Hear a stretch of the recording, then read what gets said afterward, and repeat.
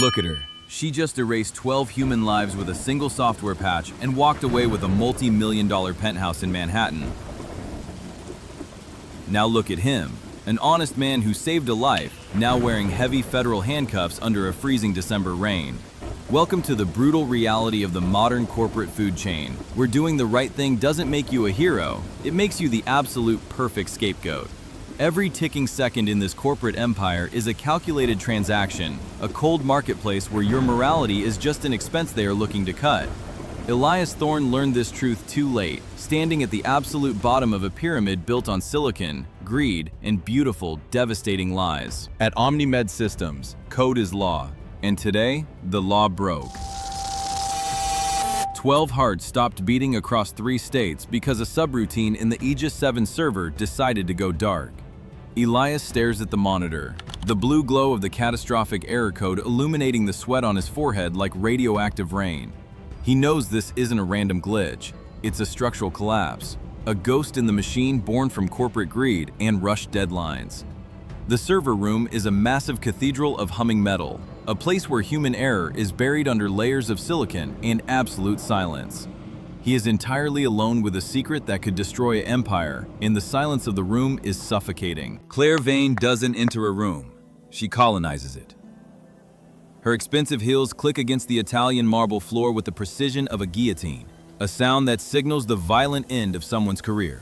She smells of expensive jasmine and scorched earth, a predatory elegance that makes the air in the room feel incredibly thin and expensive. To her, the 12 deaths are just statistical noise, a minor accounting error that needs to be scrubbed from the quarterly report before the market opens. She looks at Elias not as an employee or a human being, but as a piece of depreciating hardware that can still be used for one final, dirty task. Take the fall, Elias. 2 million in tether, laundered through a ghost exchange in Singapore.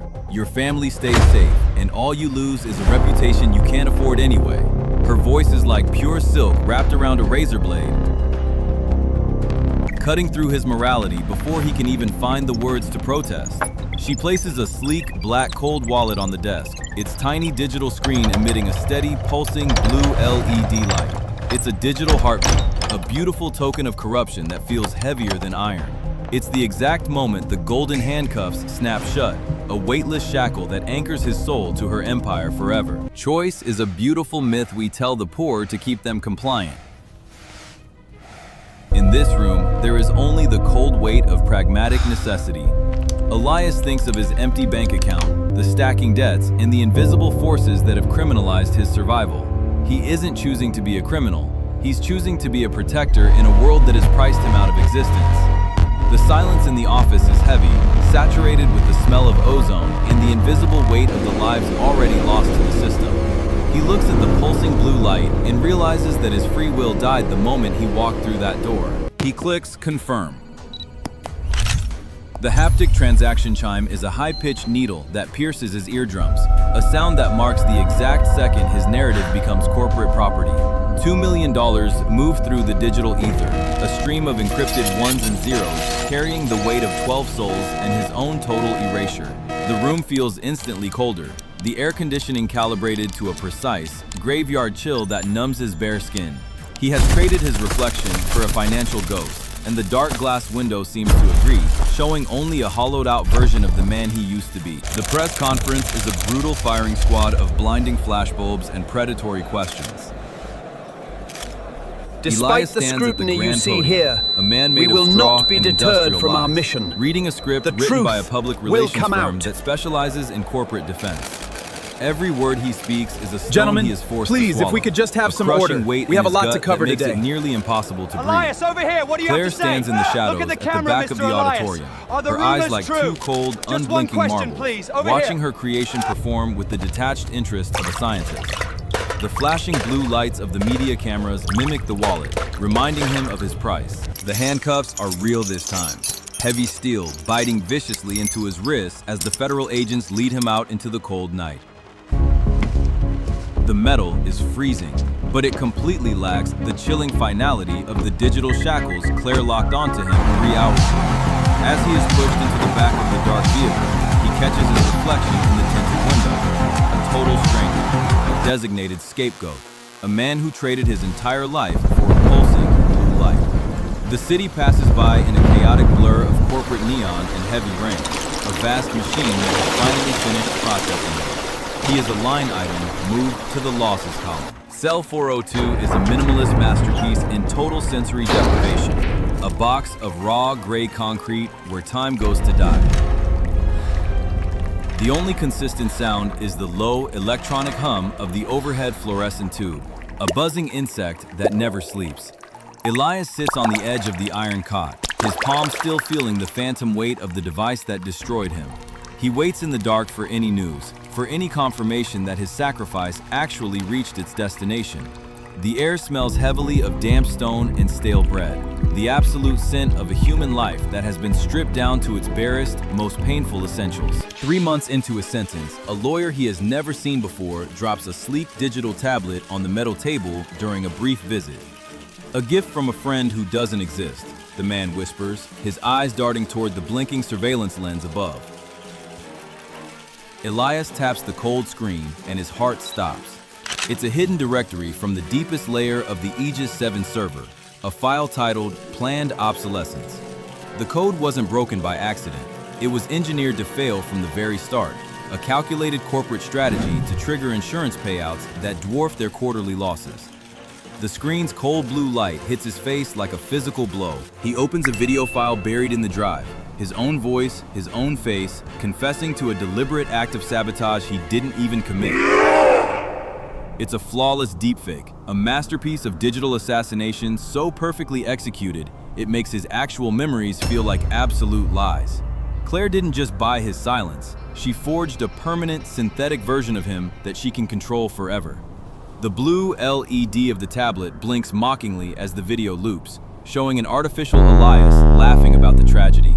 He realizes then that the $2 million wasn't a payout. It was simply the cost of his total erasure from reality. An audio file begins to play.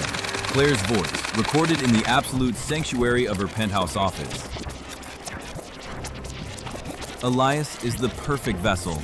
He has a desperate family and a moral compass that points exactly where I tell it to. Her soft laughter is a series of cold percussive notes that echo in his head long after the tablet is taken away. She describes him as disposable infrastructure, a simple component to be swapped out when the corporate engine needs a reboot. The concrete walls seem to tighten around him, the stagnant air thick with the smell of a trap that was set before he was even born. The internal documents reveal the true math of the empire. Every single death caused by the system failure was worth exactly $4 million in crisis liability coverage. Aegis 7 wasn't a product, it was an insurance harvesting tool. A harvester of souls with a beautiful, user-friendly interface. Elias's $2 million fortune was just a minor 2% commission for his role as the cleanup crew. The scale of her possession is absolute. Claire owns the institutions, the insurance firms, and now she owns his entire life story. The blue LED of the device is a mocking eye, watching him realize his family's survival was just a line item. In a desperate panic, he attempts to access the cold wallet through the tablet's hidden network interface. The screen instantly flashes a warning. Access denied. Account permanently frozen by corporate governance. The steady blue light on his device turns a sudden, violent, bleeding red. The money was never his. It was a digital leash, a tether that Claire could cut the exact millisecond he stopped being useful to her board of directors. He has committed social suicide for a ghost currency that vanished before it could even be spent. The realization hits his chest like an iron bar. A week later, Claire comes to visit him. She stands on the other side of the reinforced glass wall, her presence a cold front that completely freezes the room. She doesn't speak a single word into the intercom. She simply holds up a sleek smartphone. On the screen is a live, high-definition feed from a distant room. The bed is completely stripped, the heavy equipment is gone, and the pulsing blue indicator light has been extinguished. She doesn't have to say anything for him to understand the final truth. He didn't pay the subscription, and the system has officially revoked his access to the person he loves most. They are in an OmniMed facility now. Claire's voice finally whispers through the intercom speaker, sounding as smooth and polished as a river stone. A corporate asset. Their unique data profile is quite valuable to our new modeling project. The true cruelty isn't just in the theft, It's in the total utility of it. Every single part of his life, from his engineering skills to his deepest grief, has been harvested for corporate parts. He has become the golden handcuffs, a man so thoroughly owned that even his tragedy has been turned into revenue. The room smells of stale ozone and bitter defeat. True possession isn't about owning land. It's about owning the narrative. Claire doesn't just own his time. She officially owns his past, his choices, and his future generations.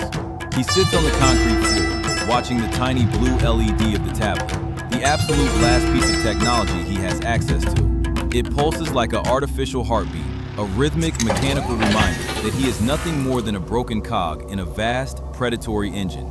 The heavy silence of the prison is now a physical weight, a permanent tomb of concrete where his name has been replaced by a data index. He realizes too late that the golden handcuffs were never about the money. They were about the exact second he agreed that a human life could have a financial price tag.